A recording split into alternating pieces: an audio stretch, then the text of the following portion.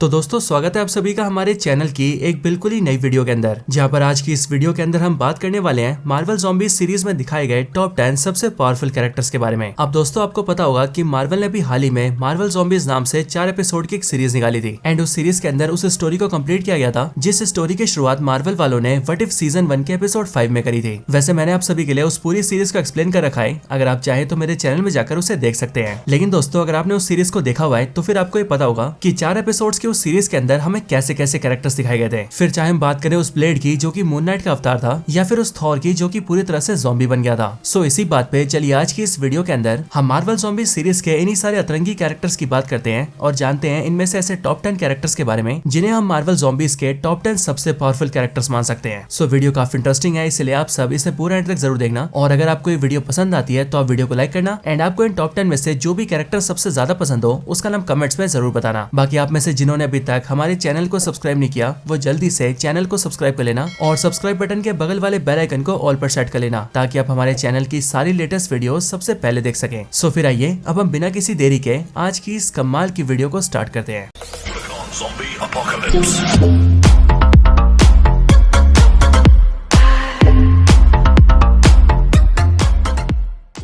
Number 10 black panther. तो दोस्तों इस ज़ॉम्बी यूनिवर्स का ब्लैक पैंथर एक नॉर्मल ब्लैक पैंथर था एंड वो इसीलिए क्योंकि वो इस ज़ॉम्बी प्लेग से बचा हुआ था। और अब क्योंकि वो नॉर्मल ब्लैक पैंथर था इसलिए हम उसकी पावर्स को मेन मार्वल यूनिवर्स के ब्लैक पैंथर से कंपेयर कर सकते हैं, विच मींस इस वाले ब्लैक पैंथर को भी उसकी पावर्स पैंथर गॉडेस से मिली होगी। इसने भी हार्ट शेप हब को कंज्यूम किया होगा एंड साथ ही इसके पास भी सुपर ह्यूमन लेवल पावर्स होंगी। हालांकि बस फर्क सिर्फ इतना था कि इस वाले ब्लैक पैंथर के पास इसका एक पैर नहीं था। लेकिन दोस्तों बिना एक पैर होने के बावजूद भी हमने ये साफ देखा था कि मार्वल ज़ॉम्बी सीरीज के अंदर ये थैनोस से किस लेवल की फाइट कर रहा था। इसके साथ उस सीरीज के अंदर वो ब्लैक पैंथर ही था जिसने कि ना सिर्फ ज़ॉम्बी थैनोस को सारे स्टोन्स लेने के बाद भी स्नैप करने से रोका था, बल्कि इसके साथ ही उसी ने थैनोस को टनल में धक्का भी दिया था। Number 9 zombie Okoye. तो ज़ॉम्बी ओकोए भी मार्वल ज़ॉम्बीज़ के सबसे पावरफुल कैरेक्टर्स में से एक है और वो इसीलिए क्योंकि ये सबसे पहले तो वकांडा की एक पावरफुल सोल्जर है, उसके ऊपर ये एक ज़ॉम्बी कैरेक्टर है एंड इन सबके भी ऊपर इसके पास स्कारलेट विच की दी हुई पावर्स है। ऐसी पावर्स जिनकी मदद से ये किसी और कैरेक्टर को भी स्कारलेट विच का गुलाम बना सकती है। ज़ॉम्बी ओकोए के पास एक पावरफुल वाइब्रेनियम का वेपन है, एक ऐसा पावरफुल वेपन जिसकी मदद से ये अगर चाहे तो किसी गॉड लेवल कैरेक्टर को भी डिफीट कर सकती है। इसके साथ ही ये स्कारलेट विच के ज़ॉम्बी आर्मी की सुप्रीम कमांडर भी है जो कि स्कारलेट विच के बाद सारे ज़ॉम्बीज़ को अपने कंट्रोल में कर सकती है। नंबर 8 शैंग-ची। तो शैंग-ची वो कैरेक्टर है जो कि मार्वल के मेन यूनिवर्स के अंदर भी हैंड टू हैंड कॉम्बैट्स में सबसे एक्सपर्ट है और वो इसीलिए क्योंकि शैंग-ची कुंग-फू और मार्शल आर्ट्स के अंदर इतना ज्यादा एक्सपर्ट है कि अगर सिर्फ बात हाथ से लड़ने की हो तो फिर उसमें शैंग-ची का कोई मुकाबला नहीं है। इन सबके भी ऊपर शैंग-ची के पास उसके फादर के दिए हुए 10 रिंग्स भी है जो कि मार्वल ज़ॉम्बीज़ के अंदर उसका फादर उसे तब देता है जब शैंग-ची को एक ज़ॉम्बी काट लेता है और ज़ॉम्बी के काटने की वजह से जब शैंग-ची खुद भी एक ज़ॉम्बी बनने लगता है तब उस टाइम पर ही शैंग-ची को बचाने के लिए उसका फादर उसे अपने 10 रिंग्स दे देता है। लेकिन एक बार 10 रिंग्स मिलने के बाद ही शैंग-ची इतना ज्यादा पावरफुल हो जाता है कि वो अपने सामने खड़े सैकड़ों ज़ॉम्बीज़ को एक ही बार में खत्म कर देता है। बाकी 10 रिंग्स होने की वजह से शैंग-ची के पास और भी कई सारी पावर्स आ जाती है, जैसे कि जब तक शैंग-ची के हाथों में 10 रिंग्स है तब तक उसकी एज नहीं बढ़ेगी, शैंग-ची को नुकसान पहुंचाना बहुत ज्यादा मुश्किल हो जाएगा, यहाँ तक कि शैंग-ची को अगर कोई नुकसान होता भी है तो फिर उसके 10 रिंग्स उसे बड़े आराम से हील भी कर सकते हैं। Number 7 blade. तो दोस्तों मार्वल के मेन यूनिवर्स का जो ब्लेड है वो बेसिकली आधा ह्यूमन और आधा वैम्पायर है और इसीलिए फिजिकली उसके पास कोई भी खास पावर्स नहीं है। लेकिन दोस्तों अगर हम बात करें उस वाले ब्लेड की जिसे हमने मार्वल ज़ॉम्बीज़ के सीरीज में देखा था तो वो ब्लेड सच में काफी ज्यादा खास है और वो इसीलिए क्योंकि वो ब्लेड एक ऐसा ब्लेड है जो कि खोंशू का अवतार है, यानी कि उस दुनिया के अंदर वो मून नाइट है। अब असल में मार्वल ज़ॉम्बीज़ वाले यूनिवर्स के अंदर जो मार्क स्पेक्टर होता है वो ज़ॉम्बी प्लेग का शिकार बनके एक ज़ॉम्बी बन जाता है, जिस वजह से खोंशू उसे छोड़ देता है एंड उसके बाद वो सीधा अपना अवतार बनाता है ब्लेड को और फिर इसीलिए इस दुनिया के ब्लेड के अंदर मून नाइट की पावर्स आ जाती है, जिस वजह से वो एक गॉड का अवतार बन जाता है। और अब क्योंकि ब्लेड की तलवार चलाने की एबिलिटी बहुत ही ज्यादा स्पेशल है इसीलिए ये पूरा कॉम्बिनेशन इस ब्लेड को बहुत ज्यादा पावरफुल बना देता है। इवन ये ब्लेड तो इतना ज्यादा पावरफुल होता है कि ये इसी मार्वल ज़ॉम्बीज़ की सीरीज के अंदर घोस्ट जैसी पावरफुल कैरेक्टर को भी बड़े आराम से डिफीट करके उसे जान से मार देता है। नंबर 6 नेमोर। तो दोस्तों नेमोर द सबमरीनर एक एक्सट्रीमली पावरफुल कैरेक्टर है, यहाँ तक कि मार्वल कॉमिक्स के अंदर तो नेमोर के लिए ये तक कहा जाता है कि अगर नेमोर द सबमरीनर पानी के अंदर हो तो वो पानी में हल्क जैसे कैरेक्टर को भी डिफीट कर सकता है। हालांकि जिस नेमोर को हमने मार्वल ज़ॉम्बीज़ की सीरीज में देखा था वो नेमोर ज़ॉम्बी नेमोर था और इसीलिए वो ज़ॉम्बी नेमोर पावरफुल होने के साथ साथ बहुत ज्यादा ब्रूटल भी था एंड इसीलिए वो किसी को मारने से पहले एक बार भी नहीं सोच रहा था। ज़ॉम्बी नेमोर इतना ज्यादा पावरफुल था कि उससे फाइट करने की हिम्मत कोई भी कैरेक्टर नहीं कर रहा था, यहाँ तक कि जब ज़ॉम्बी नेमोर ने बैरन ज़ीमो की शिप पर अटैक किया था तब उस टाइम पर शैंग-ची से लेकर ब्लेड तक कोई भी नेमोर का सामना नहीं कर पा रहा था।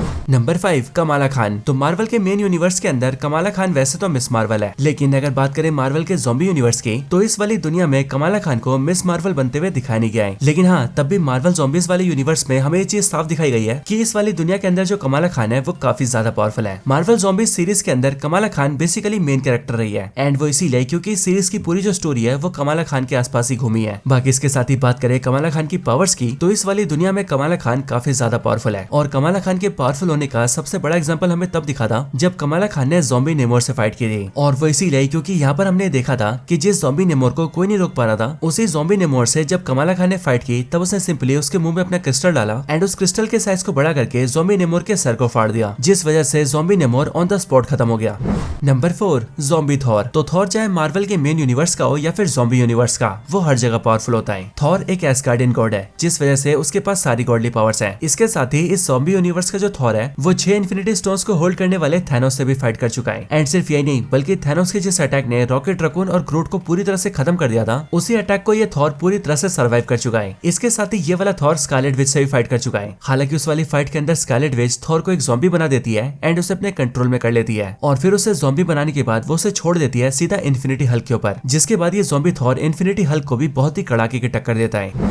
Number 3, zombie Thanos. तो इस वाली दुनिया का थैनोस भी 4 इन्फिनिटी स्टोन्स को हासिल करने के बाद जब अर्थ पर आता है तब उसका मुकाबला यहाँ पर रह रहे सारे ज़ॉम्बीज से होता है। एंड फिर उसके बाद थैनोस भी ज़ॉम्बी प्लेग का शिकार हो जाता है और फिर वो भी बन जाता है ज़ॉम्बी थैनोस। बट आगे चलकर ज़ॉम्बी थैनोस 6 के 6 स्टोन्स को हासिल कर लेता है, और फिर उसके बाद मेन एमसीयू का थैनोस जितना पावरफुल नहीं होता, उससे ज्यादा पावरफुल ये ज़ॉम्बी थैनोस बन जाता है। और वो इसीलिए क्योंकि इसके पास न सिर्फ सारे इन्फिनिटी स्टोन्स होते हैं, बल्कि इसके साथ ही ज़ॉम्बी बनने की वजह से ये थैनोस बहुत ज्यादा ब्रूटल भी हो जाता है। एंड इसीलिए जब इस ज़ॉम्बी थैनोस के पास 6 स्टोन्स आ जाते हैं तब ब्लैक पैंथर को भी ये शक होता है कि शायद से ये वाला ज़ॉम्बी थैनोस आधे यूनिवर्स को मिटाने की बजाय पूरे के पूरे यूनिवर्स को मिटा देगा, और इसी वजह से इस ज़ॉम्बी थैनोस को रोकने के लिए वो इसे लेकर सीधा एक टनल में कूद जाता है, जिसके बाद ब्लैक पैंथर और ज़ॉम्बी थैनोस दोनों एक ही साथ खत्म हो जाते हैं। Number 2, infinity Hulk. तो दोस्तों हल्क वैसे ही वो कैरेक्टर है जिसे मार्वल में फिजिकली सबसे स्ट्रॉन्ग कैरेक्टर्स में से एक माना जाता है। लेकिन दोस्तों जिस वाले हल्क को हमने इस मार्वल ज़ॉम्बीज वाली सीरीज में देखा है वो मार्वल की मेन यूनिवर्स वाले हल्क से बहुत ज्यादा डिफरेंट है। अब बेसिकली मार्वल ज़ॉम्बीज वाली सीरीज में हम ये देखते हैं कि जब पूरे यूनिवर्स को बचाने के लिए ब्लैक पैंथर थैनोस को लेकर सीधा एक टनल में कूद जाता है, और उस टनल की एनर्जी की वजह से ब्लैक पैंथर और ज़ॉम्बी थैनोस दोनों खत्म हो जाते हैं। तब उन दोनों को खत्म करने के साथ ही वो एनर्जी सारे स्टोन्स को भी डिस्ट्रॉय कर देती है। लेकिन उन सारे स्टोन्स का डिस्ट्रक्शन इतना इम्पैक्टफुल होता है कि वो धीरे धीरे करके पूरे अर्थ को अपनी चपेट में लेने लगता है, और देखते देखते दुनिया की कई सारी सिटीज और कंट्रीज खत्म हो जाती है। एंड फिर इसी तबाही को रोकने के लिए हल्क इन स्टोन्स के सामने आता है और वो स्टोन्स से निकलने वाली सारी पावर्स और रेडिएशन को ऑब्जर्व कर लेता है। लेकिन जैसे इन्फिनिटी स्टोन्स की सारी रेडिएशन और पावर्स हल्क के अंदर जाती है, वैसे ही हल्क पूरी तरह से बदल जाता है एंड वो बन जाता है इन्फिनिटी हल्क, यानी कि एक ऐसा हल्क जिसके पास इन्फिनिटी स्टोन्स की पावर्स है। अब ये इन्फिनिटी हल्क मार्वल ज़ॉम्बीज वाले यूनिवर्स का one of the most powerful character है। यहाँ तक कि अगर हम इसे मार्वल ज़ॉम्बीज वाले यूनिवर्स का सबसे पावरफुल कैरेक्टर भी कहें तो वो कहना भी गलत नहीं होगा। ये इन्फिनिटी हल्क इतना ज्यादा पावरफुल होता है कि ज़ॉम्बी स्कारलेट विच भी इसे फाइट करने से पहले 10 बार सोचती है। और सिर्फ यही नहीं, बल्कि जब ज़ॉम्बी थॉर इस इन्फिनिटी हल्क से फाइट करने आता है तब पहले तो वो हल्क को थोड़ी बराबरी की टक्कर देता है, लेकिन फिर जैसे इन्फिनिटी हल्क अपनी पावर्स का इस्तेमाल करता है वैसे ही वो न सिर्फ ज़ॉम्बी थॉर को खत्म कर देता है बल्कि वो उसका पूरा चूरा चूरा कर देता है।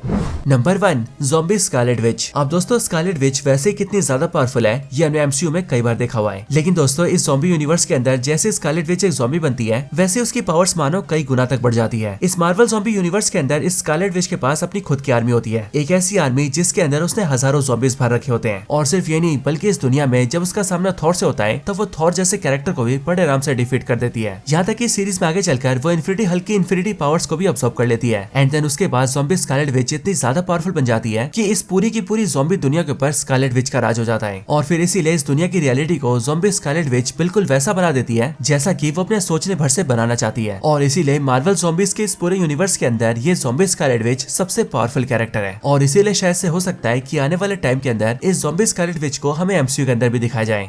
तो दोस्तों यही थी वीडियो मार्वल ज़ॉम्बीज के टॉप 10 सबसे पावरफुल कैरेक्टर्स के ऊपर। आपको ये वीडियो कैसी लगी ये आप मुझे कमेंट्स के अंदर जरूर बताना, एंड आपको इन टॉप 10 में से कौन सा कैरेक्टर सबसे ज्यादा पसंद है उसका नाम भी कमेंट्स के अंदर जरूर टाइप कर देना। बाकी आपको वीडियो पसंद आई हो तो वीडियो को लाइक करना, वीडियो को शेयर करना चाहते हैं तो इसे अपने फ्रेंड्स के साथ शेयर भी जरूर कर देना, और आप में से जिसने अभी तक हमारे चैनल को सब्सक्राइब नहीं किया वो जल्दी से चैनल को भी सब्सक्राइब कर लेना। बाकी मैं आपसे मिलता हूँ ऐसी किसी और बेहतरीन वीडियो में, तब तक के लिए गुड बाय।